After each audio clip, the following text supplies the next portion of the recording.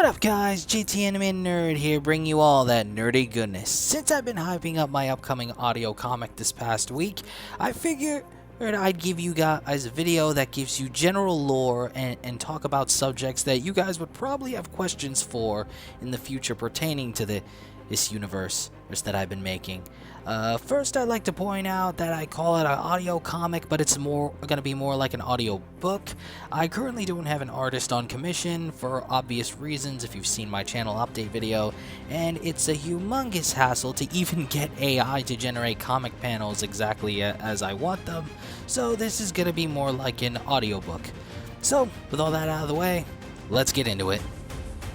Now, one subject I know some people would probably ask about is historical or mythological accuracy. And to that I say, it's going to be as mythologically accurate as possible, but have either major or minor twists in order to make the narrative more compelling and different from the exact source material, so you don't just get the same exact story like we have many times before.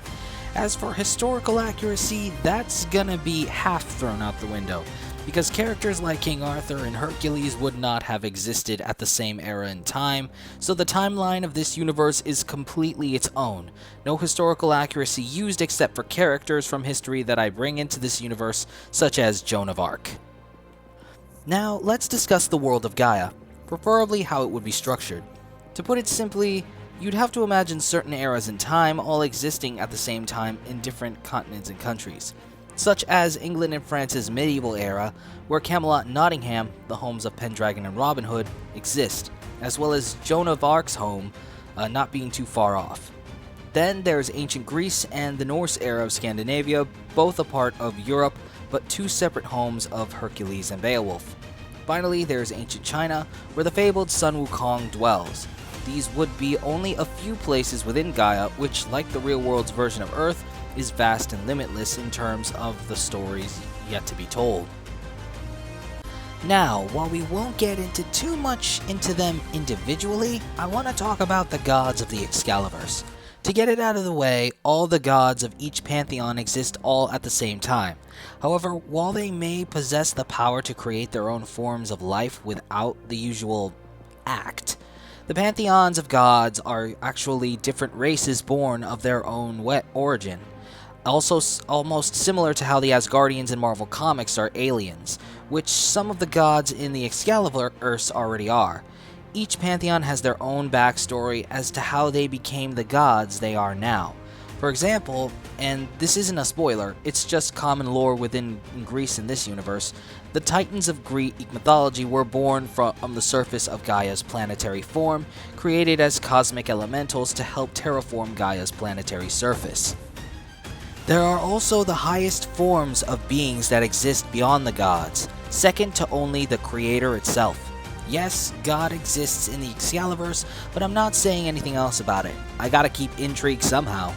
But in the Excaliverse, primordials work kind of like the Endless in Neil Gaiman's The Sandman, meaning they embody the very concepts they represent and cannot exist without it, just as the concept cannot exist without the primordial's existence.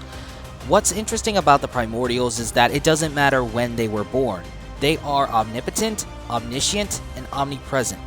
For example, Thanatos, the primordial of death, aka the Grim Reaper, could not exist without the first living being in the universe dying, and so was born from this concept. Yet Thanatos exists all throughout time, and so death has always been possible even before Thanatos' birth, simply because he is guaranteed to be born.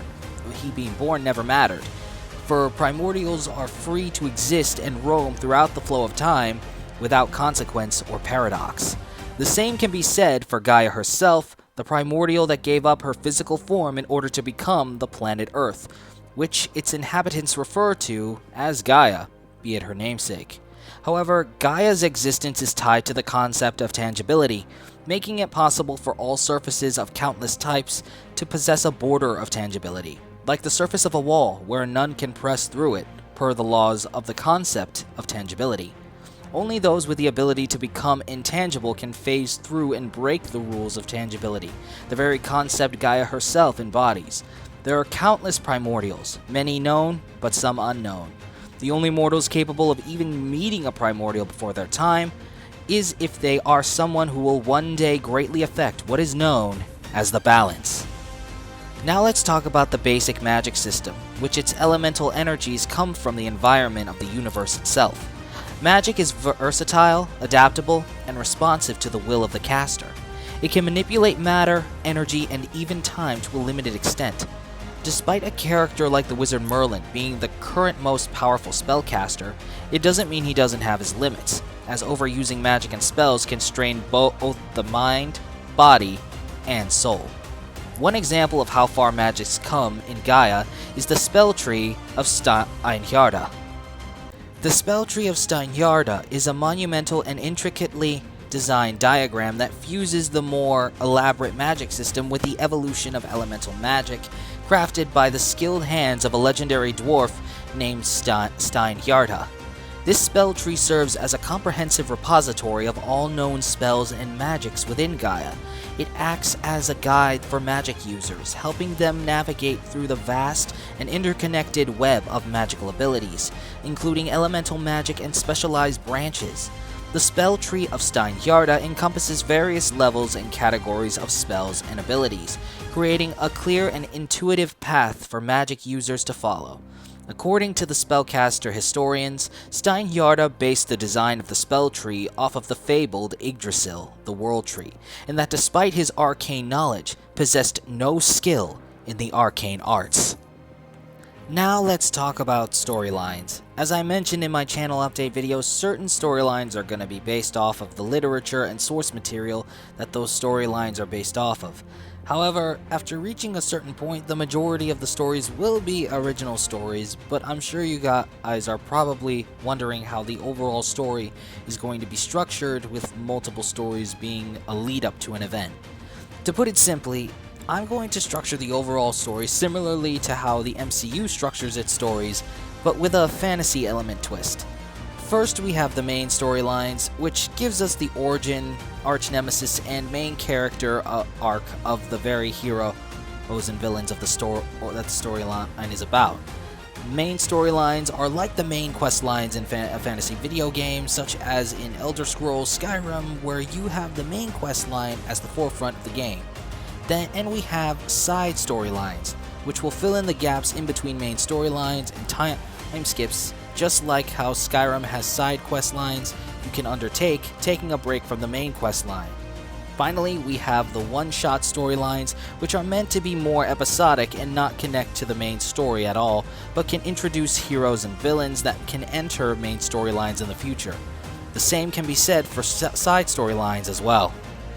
I hope you guys enjoyed these tidbits of the Excaliverse. It's only going to get bigger and better from here, so if you enjoyed this video or are excited about the Excaliverse, then don't forget to like, share, comment, Hulk smash that subscribe button, and click on that notification bell to stay updated on the latest videos. Remember, the more you subscribe, the bigger we can make this channel and the Excaliverse in terms of media expansion. Also, don't forget to check out our merch store, Buy Me a Coffee page, and Amazon affiliate link in the description and pinned comment below. With all that said and done, I'm JT Anime, and I'll check you guys later.